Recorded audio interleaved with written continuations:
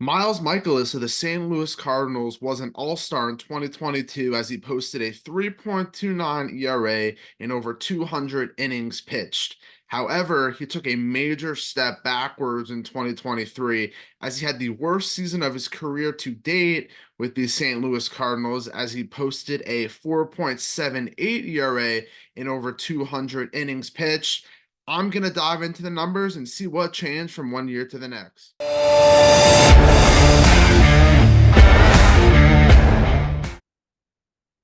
When looking at Michaelis's general statistical profile, a few things stand out right off the bat. In 2023, he posted the worst strikeout percentage of his career after posting the best strikeout percentage of his career in 2022. He had a career high hard hit percentage, up 7% from 2022, and he also posted a career low ground ball percentage, down also 7% from 2022. Given his high propensity to induce ground balls over the course of his career, a pitch that has been very integral part of his game has been his sinker. In 2022, when he had great numbers, his sinker was his best pitch in terms of run value, but in 2023, it was his least valuable pitch. Some notable stats surrounding this sinker: he went from a 211 batting average against in 2022 to a 343 batting average against in 2023. His strikeout percentage went down by almost 8 percentage points, and his hard hit percentage against this pitch went up by almost 12 percentage points.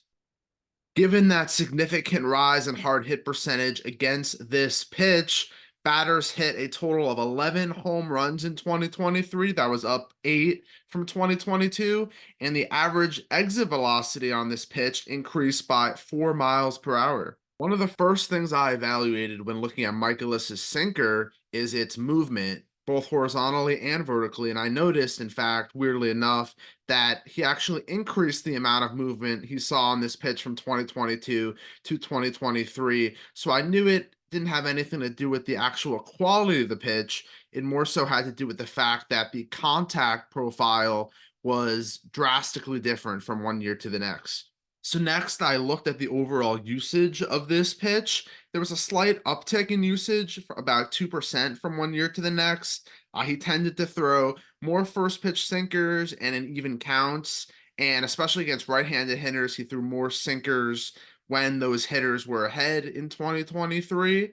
His percentage of these pitches in the middle of the zone increased from 7 to 8%, and the percentage of pitches in the bottom of the zone decreased from 6% to 5%. So, in other words, he was throwing more sinkers in the middle of the zone, and he was not able to induce as many ground balls as there weren't as many sinkers going into that bottom of the zone. Next, I wanted to evaluate the contact profile when opposing hitters were facing this pitch. I noticed that the ground ball rate stayed pretty much around the same. The line drive rate increased by about 2%, and the fly ball rate increased also by about 2%. But something else I noticed in terms of pitches when it was a sinker being thrown at the bottom of the zone, Michaelis's ground balls per balls in play decreased significantly, which goes to show that there were more line drives and fly balls being hit when Michaelis threw this sinker.